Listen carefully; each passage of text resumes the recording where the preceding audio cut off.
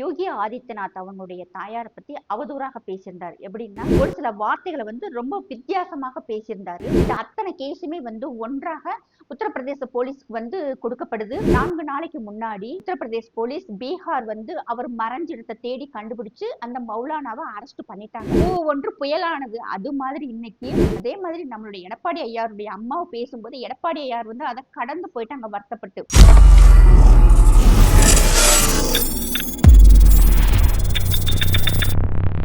வந்தே மாதரம். சாமானியன் குரல் தேசியவாதிகளுக்கு எனது அன்பான வணக்கங்கள்.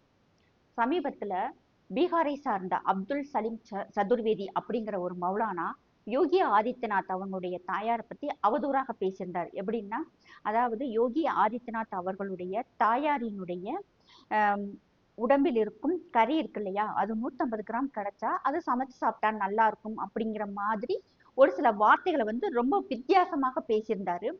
அந்த வீடியோ சமூக வலைதளங்கள்ல பயங்கரமா வைரல் ஆச்சு. அது பார்த்த உடனேவும் அவருடைய தொண்டர்களாகட்டும், சாதாரண பொதுமக்கள் கூட கொதிச்சு போயிட்டாங்க. எப்படி அவங்களுடைய தாயார ஒரு அவமரியாதையாக, அவங்க ஒரு கட்சி சம்பந்தப்பட்ட ஆளே இல்ல. இன்னைக்கு யோகி ஆதித்யநாத் அவர்கள் உத்தரப்பிரதேசனுடைய முதல்வராக இருந்தாலும் அவர் தன்னுடைய வருமானத்துல தான் அவர் வாங்குற அந்த மாச சம்பளம் இருக்கு இல்லையா, அதுல இருந்துதான் தன்னுடைய உணவு உடை எல்லாத்துக்குமே செலவு பண்றாரு. அவருடைய தாயார் இவர் கூட இல்லை. யாரு? யோகி ஆதித்யநாத் கூட அவங்களுடைய தாயார் இல்ல. அவங்களுடைய சகோதரி கூட உத்தரகாண்ட்ல இருக்கிற அவங்க சகோதரியுடைய வீட்டுலதான் அவங்க தங்கி இருக்கிறாங்க. அவருடைய செலவுகளை கூட அவங்களுடைய சகோதரி தான் பாத்துக்கிறாங்க. அவங்க சகோதரி பார்த்தோம்னா சாதாரண ஒரு பெட்டி கடை, ஒரு கோயிலுக்கு முன்னாடி இருக்க ஒரு பெட்டி கடை, அது ஒரு பிரசாத கடை வச்சிருக்காங்க. அந்த கடையில அவங்க வச்சு அதுல அவங்க பொழப்பு நடத்துறாங்க. யோசிச்சு பாருங்க, ஒரு உத்தரப்பிரதேசம் மாதிரி ஒரு மிகப்பெரிய மாநிலத்தின் முதல்வருடைய கூட பிறந்த சகோதரி ஒரு பெட்டி கடை வச்சு நடத்துறாங்க. அவங்க அம்மா யோகி ஆதித்யநாத் அவர்கள்ட்ட கூட இல்ல. அப்படிப்பட்ட ஒரு தாயை மிகவும் ஒரு அவமானமாக அவதூறாக பேசினது மக்கள் யாராலும் ஏத்துக்க முடியல. இந்த விஷயத்த சாதாரண பொதுமக்கள், கட்சிக்காரங்க எல்லாருமே என்ன பண்ணிட்டாங்கன்னா, இந்தியாவில் இருக்கும் பல்வேறு இடங்கள்ல கேஸ் ஃபைல் பண்ணாங்க. அந்த மௌலானா அப்துல் சலீமை கண்டிப்பாக அரெஸ்ட் பண்ணணும், இவருக்கு உண்டான தண்டனை கொடுக்கட்டும் அப்படின்னு சொல்லி ரொம்பவும் மக்கள் கொதிச்சு போயிட்டாங்க. ஆனா இத பத்தி இப்ப வரைக்குமே யோகி ஆதித்யநாத் அவர்கள் ஒரு வார்த்தை கூட சொல்லல. இந்த அத்தனை கேஸுமே ஒன்றாக உத்தரப்பிரதேச போலீஸ்க்கு கொடுக்கப்படுது. அங்க இருக்கும் உத்தரப்பிரதேச போலீஸ் அவங்கள தேடுறாங்க. அப்ப தேடும் போது அப்துல்லா சலீம் என்ன சொல்றாங்கன்னா, இது நான் இப்ப பேசின ஆடியோ இல்ல. 2025 மே மாசம் ஒரு காலேஜினுடைய கான்பரன்ஸ்க்கு போகும்போது அங்க நான் பயான் பண்ணது. இது நான் அவங்க அம்மாவை சொல்லல. அதாவது மாத்தி மாத்தி பேசுறாரு.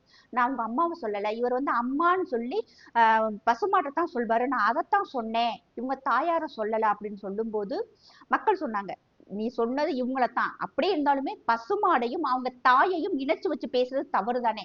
யாருடைய தாயாராக இருந்தாலுமே இவர் சொன்னது தவறு அப்படின்ட்டு நிறைய மௌலானாக்கள், இஸ்லாமியர்கள், அதே மாதிரி கட்சியை சார்ந்த நபர்கள் எல்லாருமே, காங்கிரஸ் கட்சியை சார்ந்தவங்களுமே இதற்கு எதிர்ப்பு தெரிவிச்சு இது பண்ணியிருந்தாங்க உத்தரப்பிரதேசல. இது மௌலானா சொல்லியிருக்க கூடாதுன்னு. இந்த மௌலானா இருக்கிறது பீகார். கிட்டத்தட்ட என்ன பண்றாரு, தலைமறைவாவே ஆயிட்டாரு. 2 வீடியோ மட்டும் போட்டுட்டு நான் இப்படி பேசலாம் அப்படி பேசலாம் ஆள் அப்சண்ட் ஆயிட்டாரு. இந்த ரம்ஜான் முடிகிற வரைக்கும் டிஸ்டர்பே பண்ணல. எல்லாருமே சத்தம் போட்டாங்க, இப்படி விட்டுட்டீங்க வச்சுட்டீங்க அப்படின்ட்டு. 4 நாளைக்கு முன்னாடி உத்தரப்பிரதேஷ் போலீஸ் பீகார் அவர் மறைஞ்ச இடத்தை தேடி கண்டுபிடிச்சு அந்த மௌலானாவை அரெஸ்ட் பண்ணிட்டாங்க. அரெஸ்ட் பண்ணி எந்த இடத்துல எப்படி மிதிச்சாங்கன்னு தெரியல. மனுஷன் தொங்கி போயிட்டாரு. ஏன்னா ஒரு அக்யூஸ்ட எப்படி நடத்தணுங்கிறது உத்தரப்பிரதேஷ் போலீஸ்ல இருந்து அத்தனை போலீஸுமே கத்துக்கிறோம். ஒரு காலத்துல நம்மளுடைய தமிழக போலீஸ் ஸ்காட்லாந்து போலீஸுக்கு இணையாக பேசப்பட்டது. ஆனா இன்னைக்கு அப்படி இல்ல. அதுக்கு ஈக்குவலாக பார்த்தோம்னா உத்தரப்பிரதேஷ் போலீஸ் நடந்துகிட்டு இருக்காங்க. மௌலானாவை அரெஸ்ட் பண்ணி கோர்ட்ல கொண்டு போய் சப்மிட் பண்ணிட்டாங்க. அவர் அங்க வச்சு மன்னிப்பு கேட்டாரு. மறுபடியும் அவரு சிறையில அடைக்கிறாங்க. சிறையில இருந்துமே யோகி ஆதித்யநாத்திட்ட மன்னிப்பு கேட்டாரு. அவங்களுடைய தாயார்ட்ட மன்னிப்பு கேட்டாரு. பொதுமக்கள்கிட்டயுமே மன்னிப்பு கேட்டாரு. இது இப்ப உத்தரப்பிரதேசத்துல ரொம்பவும் ஒரு வைரலாக இப்ப வரைக்கும் போய்கிட்டு இருக்கு. இதை எதுக்கு இப்ப நான் சொல்றேன் அப்படின்னு பார்த்தோம்னா, நம்மளுடைய எடப்பாடி ஐயா இருக்காங்க இல்லையா, அவர் மிகவும் மென்மையானவர். இதுவரைக்கும் யாரையுமே தனி மனித தாக்குதல் நடத்தவே மாட்டாரு. அதே மாதிரி பார்த்தோம்னா அவங்க சொந்த விஷயத்த எந்த இடத்துலயுமே பேச மாட்டாரு. அரசியல் மட்டும்தான் பேசுவாரு. அப்படியாப்பட்ட ஆளை சும்மா இருந்த சங்க ஊதி கருத்த ஆண்டின்னு சொல்வாங்கல்ல, அது மாதிரி பூ ஒன்று புயலானது. அது மாதிரி இன்னைக்கு திமுக கட்சிக்காரவங்க எடப்பாடி பழனிசாமி ஐயாவை நல்லா பேச வச்சுட்டாங்க. ஒரு முறை திமுக கட்சிக்காரவங்க எல்லாம் சேர்ந்து எடப்பாடி ஐயாவினுடைய அம்மாவை வந்து மிகவும் இழிவாக பேசும்போது அவர் வருத்தம் தெரிவிச்சாரு. எங்க அம்மாவை எதுக்கு நீங்க இப்படிலாம் பேசுனீங்க அப்படின்னா, அப்ப கூட வந்து அவங்கள கேஸ் ஃபைல் பண்ணி இவங்களை வந்து தாக்கணும், இவங்களை வந்து நம்ம ஒரு மாதிரி நடத்தணும்னு சொல்லி கூட அவர் வந்து அப்படி நடத்தணும்னு சொல்லி கூட எடப்பாடி ஐயா நினைக்க கூட இல்லை. ஒரு வருத்தம் மட்டும் தெரிவிச்சுட்டு உண்மையிலே அந்த சமயத்துல எல்லாருமே வந்து திமுக கட்சிக்காரங்க மேல ஒரு அதிருப்தியில இருந்தாங்க.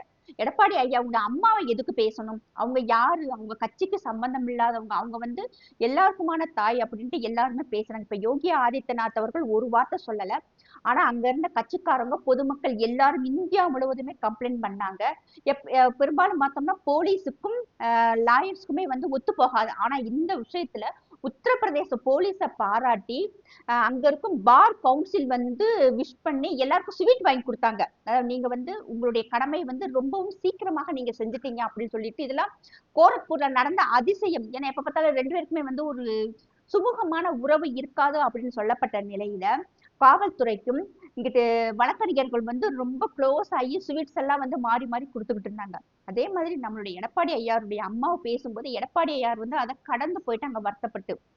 இப்ப பார்த்தோம்னா இப்ப திமுக காரங்க எடப்பாடி ஐயாவை நல்லா பேச வச்சுட்டாங்க. இது வரைக்கும் இப்படி பேசுவாரான்னு சொல்லிட்டு யாருக்குமே தெரியாது, அந்த அளவுக்கு பேசியிருக்காரு. தகுதி இல்லைங்கிற ஆரம்பிச்சு, நீங்கெல்லாம் உங்க அப்பா யாரு யாரு, உங்க அப்பா வந்து திருட்டு ரயில் ஏறி வந்தவன்னு எனக்கு சொல்ல தெரியாதா அப்படிங்கிறாரு, மங்குனிங்கிறாரு, என்னென்னமா சொல்றாரு. எடப்பாடி ஐயா நீங்க இப்படித்தான் பேசணும்னு சொல்லிட்டு மக்கள் எல்லாம் எதிர்பார்த்துக்கிட்டு இருந்தாங்க. அது நீங்க இப்ப பேசவும் எல்லா மக்களுக்குமே வந்து குடுக்குடுன்னு இருக்கு.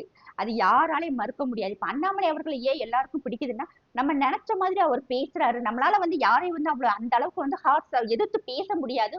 அண்ணாமலை அவர்கள் டக்கு டக்குன்னு பேசினார் இல்லையா, அதுதான் இங்க எல்லாருக்கும் பிடிச்சிச்சு. அதே மாதிரி நேத்து எடப்பாடி ஐயா பேசினது எல்லாருக்குமே வந்து ரொம்பவும் சந்தோஷம், திருப்தியா இருந்துச்சு. இன்னும் 15 நாள் தான் இருக்கு தேர்தலுக்கு. இந்த நேரத்திலையும் பார்த்தோம்னா எடப்பாடி ஐயா டெல்லி, அதாவது கனிமொழி அவர்கள் கூட சொல்லியிருந்தாங்க, கூடிய சீக்கிரம் வந்து ஆட்சி அமைச்ச உடனே எடப்பாடியார் வந்து ஏதாவது ஒரு மாநிலத்தின் கவர்னரா போயிருவாங்க அப்படின்னு சொல்றாங்க. உதயநிதி ஸ்டாலின் என்ன சொல்றாருன்னா, கவர்ந்தபாடி நீங்க பாஜக வந்து உங்களை அதாவது வந்து கேப்சர் பண்ணிருச்சு அப்படிங்கிறாரு. ஸ்டாலின் ஐயா பார்த்தோம்னா இது வந்து ஆட்சி வந்து பாஜகவினுடைய ஆட்சி அப்படின்னு சொல்லி சொல்லி சொல்லி அவங்கள வந்து ஒரு மாதிரி தேவையில்லாத பேசுறத அப்பப்ப வந்து எடப்பாடி ஐயார் பதில் கொடுத்துக்கிட்டு தான் இருக்கிறாரு. இருந்தாலும் இவங்க அடங்கல. ஆனா நேத்து எடப்பாடி ஐயா கொடுத்த பேச்சுக்கு இனிமேல் வந்து இவங்க வாயை திறக்க கூடாது. திறந்தாங்கன்னா இன்னும் நிறையவே வந்து எடப்பாடி ஐயா பேசணும். இன்னொன்னு எடப்பாடி ஐயா அவர்களே, அத்திக்கடவு அவிநாசி திட்டம் வந்து நாங்க தான் செயல்படுத்தணும் அப்படின்னு சொல்லிட்டு ஒரு இடத்துல ஸ்டாலின் ஐயா சொல்லியிருக்காங்க. பாஜகவினுடைய ஐடி விங், அதிமுகவின் ஐடி விங் இதெல்லாம் எடுத்து எடப்பாடி ஐயாட்ட கொடுங்க, அவர் பதில் சொல்லட்டும். ஏன்னா இந்த திட்டத்துக்கு சென்ட்ரல் கவர்மெண்டினுடைய நிதியே இல்லாம தானாக முன் வந்து எடப்பாடி ஐயா செஞ்சாங்க. இதை வந்து எடப்பாடி ஐயா ஸ்ட்ராங்கா வந்து பேசணும். எங்க அப்பா இறந்ததுக்கு மெரினாவுல இடம் கேட்டு நானும் எடப்பாடிட்ட போய் நின்றேன் அப்படின்னு சொல்லிட்டு ஸ்டாலின் ஐயா சொல்றாங்க. இதுக்கெல்லாம் போய் நின்றீங்க. ஆனா ஒரு நாள் ஒரு பொழுது பிள்ளைக வந்து இவ்வளவு தூரம் கஷ்டப்படுறாங்க. நம் தமிழ்நாட்டுல சட்டம் ஒழுங்கு சரியில்லை. நம் தமிழ்நாட்டுக்கு இன்னென்ன மாதிரி பணம் வந்து அதுக்குண்டான ஸ்கீம்ஸ் எல்லாம் அதாவது நடக்கணும், நம் மாநிலம் முன்னேறணும். என்னைக்காவது ஒரு நாள் நீங்க சென்ட்ரல் கவர்மெண்ட் கிட்ட போய் இதுக்காக நீங்க போய் நின்றுருக்கீங்களா? அதுக்காக செய்யாதீங்க. எப்ப பாரு உங்க குடும்பம் மட்டும் நல்லா இருக்கணும். உங்க அப்பா, நீங்க, உங்க மகன், உங்க பேரை, ஏன்னா இது வந்து மன்னராட்சின்னு சொல்லிட்டு எல்லாரும் மண்டையில வந்து ஏத்தி வச்சுட்டீங்க. சாதாரண பொதுமக்கள் வந்து உங்களுக்கு சும்மா ஓட்டு போட்டு போகணும். யாரும் முன்னேறிடக்கூடாது. உங்க குடும்பம் மட்டுமே முன்னேறி நீங்க மேல கொண்டு வந்துகிட்டு இருக்கீங்க.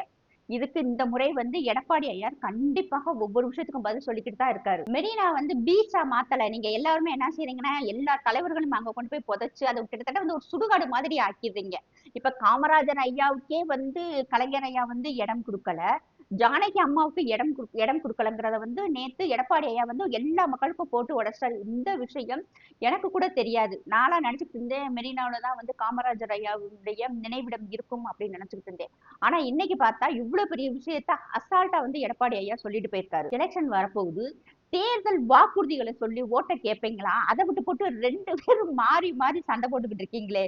நான் ஏதாவது செஞ்ச சாதனைகளை கண்டிப்பாக திமுகவால நான் என்னென்ன சாதனை செஞ்சேன்னு சொல்லிட்டு எப்பயுமே சொல்ல முடியாது. ஆனா எடப்பாடி ஐயா அவர் அதாவது அம்மா ஆட்சி செஞ்ச காலத்துல இருந்து இவர் ஆட்சி செய்யும் போது செஞ்ச அத்தனை சாதனைகளையும் சொல்லிக்கிட்டு தான் வர்றாரு.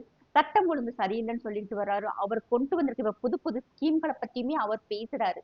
இது வந்து மக்கள்கிட்ட வந்து நல்லா ரீச் ஆகிட்டு இருக்கு. மக்களுக்கு வந்து ஒரு விழிப்புணர்வு வந்துகிட்டு இருக்கு. நல்ல மாற்றம் தெரியுது. இதெல்லாம் பார்த்துதான் வந்து இன்னைக்கு இருக்கும் ஆளுங்கட்சிக்கு வந்து வயித்தெரிச்சலா இருக்கு. என்னடா என்ன பண்ணுனாலும் வந்து இவங்களை அடிக்க முடியல. ஏன்னா இது வந்து மக்களாக வந்து முன்னெடுத்து வர்றாங்க. மக்களுக்கு வந்து ஒரு விழிப்புணர்வு வருது. அவங்கதான் வேண்டாம்டா ஆண்டவா, இந்த முறை வந்து இந்த ஆட்சி போதும், நமக்கு வந்து அடுத்து ஒரு நல்ல ஆட்சி வரணும்னு சொல்லிட்டு மக்கள் தான் முடிவு பண்றாங்க.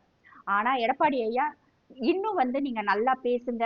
ஏன்னா மக்களை வந்து அது மாதிரி மாத்திட்டாங்க எல்லாரும். எப்படா இவங்களை யாரும் பேசுவாங்கன்னு சொல்லி எதிர்பார்த்த இடத்துல நேத்து எடப்பாடி ஐயா பேசினது எல்லா மக்களுக்குமே புரிஞ்சிருக்கு. தயவு செய்து எல்லாரும் சாதனைகளை சொல்லி ஓட்டு கேளுங்க. மக்களை வந்து வேதனைப்படுத்தாதீங்க. ஜெய்ஹிந்த், ஜெய் பாரத்.